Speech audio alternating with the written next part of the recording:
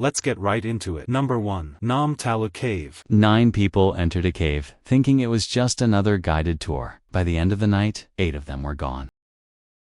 They stepped into the cave, believing it was safe. By nightfall, almost all of them would be dead. On October 13, 2007, 9 people entered Nam Talu Cave, deep inside Thailand's Koh Sak National Park. 6 were foreign tourists, 4 from Switzerland, a 10-year-old boy from Germany, and a teenage girl from the United Kingdom. They were led by 2 local Thai guides who knew the cave well. Nam Talu Cave was famous for its beauty: smooth limestone walls, narrow corridors shaped by water over thousands of years. During the dry season, guided tours passed through shallow streams and quiet tunnels. It was considered safe, peaceful. But this was not the dry season. It was Octoberite, in the middle of Thailand's monsoon period. That afternoon, the cave entrance appeared calm. The sky was clear. There was no rain, no warning signs, nothing to suggest immediate danger. The group had no reason to hesitate. What they couldn't see was what had already happened miles away: heavy rainfall in the mountains, where the cave's watershed begins. Nam Talu is part of a massive underground drainage system. When rain enters upstream, it has only one way out: straight through the cave. Unaware of what was coming, the group moved deeper inside. As they followed the stream passage, the water level began to rise. Slowly at first, almost unnoticed. The guides saw it, but the change didn't seem urgent. The tour continued. Then, without warning, everything changed. A wall of water exploded into the tunnel. A flash flood surged through the narrow passage with terrifying force. The gentle stream turned into a violent river in seconds. The cave began to fill, fast. One of the guides shouted for everyone to climb. Some managed to scramble onto higher ledges just in time. Others were swept off their feet as the current slammed into them. Within minutes, entire sections of the cave were completely underwater. No air pockets, no exits, no second chances. 8 people drowned. Among them were both Thai guides, and a 10-year-old child. Only one person survived. A teenage girl from the United Kingdom managed to cling to a razor-thin ledge just above the rising water. Alone.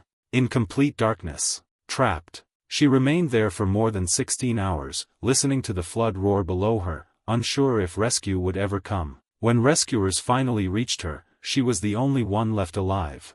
The tragedy sent shockwaves across Thailand. Nam Talu Cave was immediately closed. Authorities imposed a strict seasonal ban: no entry from June through November, when flash floods are most likely. Warning signs were installed, and tour operators were ordered to stay away during the rainy months. For years, those rules were mostly respected. But over time, caution faded. Some tour companies quietly reopened the cave during monsoon season, trusting clear skies and ignoring the past. The same dangerous mistake that had already claimed 8 lives. Then, on August 6, 2024, history nearly repeated itself. Despite the official closure, 22 tourists and 2 Thai guides entered Nam Talu Cave. It had rained the night before, but the morning looked safe. By afternoon, they were trapped inside. The flood came again. Rescue teams arrived quickly. Tourists were pulled to safety. One guide escaped. The second guide, a 37-year-old man, was swept away while helping others survive. His body was recovered hours later. Investigators confirmed the truth. The cave was closed. Safety regulations were violated. Legal action followed.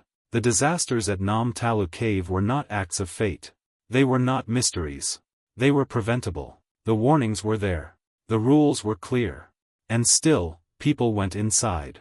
Because in caves like Nam Talu, the danger isn't what you see. It's the water you never hear coming, and once it starts moving, there is nowhere left to run. Number 2. Schroeder's Pants Cave. On February 13, 1965, 3 people stepped out of their car in the quiet town of Dolgeville, New York. They were young, curious, confident, and they believed they were prepared. They were members of the Boston Grotto Club, experienced cave explorers, drawn here by a little-known system hidden in the foothills of the Adirondacks. Its name sounded almost harmless. Schroeder's Pants Cave. The group included 23-year-old James Mitchell, a chemist from Massachusetts. With him were Hetty Miller, a nurse, and Charles Bennett, a Harvard graduate student. Before entering the cave, Mitchell spoke with a local man who had helped discover it years earlier.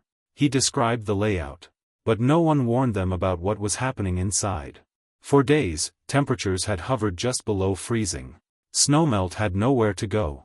And the cave had turned into a natural drain, pulling ice-cold water deep underground. Still, they went in. They squeezed through tight passages with names that hinted at danger: Lemon Squeeze, Z-Bend, Gun Barrel, until they reached a wide chamber. In the center was a vertical shaft. An 80-foot drop into darkness. Mitchell volunteered to go first. He clipped into his safety line and began his descent. But halfway down, he stopped. Something was wrong. Freezing water was pouring straight onto him, nearly 10 gallons a minute. It slammed against his helmet, soaked his clothes, stole his heat. He tried to go down, then back up. He couldn't move. The cold drained his strength. His voice grew weaker with every call for help. And then, it stopped altogether. For 45 desperate minutes, Bennett and Miller fought the rope, trying to pull him up. They couldn't. Bennett finally made the impossible decision to leave his friends behind and race for help. A newly formed cave rescue team was flown in from Washington, D.C. The story spread across the nation. Cameras followed the effort underground. But when rescuers reached the shaft, they already knew. Mitchell was gone. For 3 days, teams tried to recover his body. Then the cave began to collapse. Dirt and rock poured down. The risk became too great. There was only one option left. The cave was sealed forever. Explosives closed the entrance. Stone buried the passage. A memorial was placed nearby. James Mitchell never came home. His friends carried the weight of that day for the rest of their lives, haunted by the choice they had to make. Schroeder's Pants Cave was no longer just a cave. It had become a tomb, a monument to curiosity, bravery, and the unforgiving power of nature. Locals still leave flowers at the sealed entrance, whispers of his name carried on the winter wind. And though the cave sleeps beneath the Adirondacks, the memory of that February day refuses to be buried. Number 3. Pierre-Saint-Martin Cave. In August of 1952, a group of elite cave explorers disappeared beneath the mountains separating France and Spain. Their destination was the Pierre-Saint-Martin Cave, a newly discovered abyss hidden deep inside the Pyrenees. At the time, experts believed it might be the deepest cave on Earth. No one truly knew what waited below. This was unexplored territory. A vertical world of darkness, where gravity ruled. And once you went down, coming back up was never guaranteed. Among the team was Marcel Lubens. He was 33 years old, a French engineer, one of the most experienced cavers on the expedition, and the mission's second in command. For nearly a week, the team lived underground. They slept in freezing air, climbed rope ladders slick with moisture, mapped massive vertical shafts plunging hundreds of feet into blackness. Every movement was slow.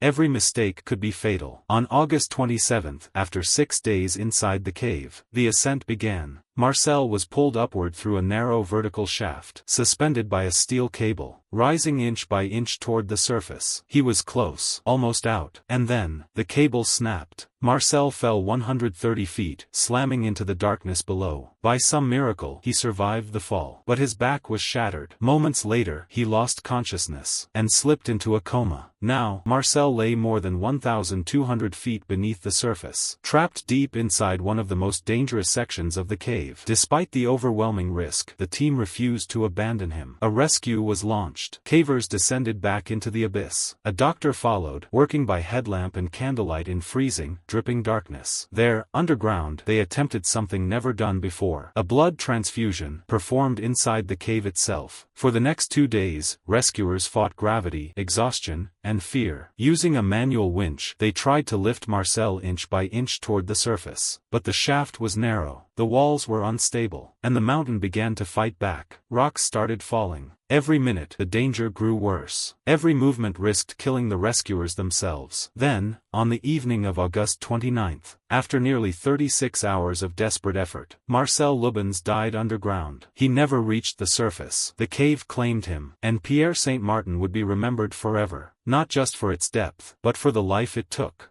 If you enjoyed this video, please consider subscribing for more stories like this, and feel free to leave your suggestions for future videos in the comments below.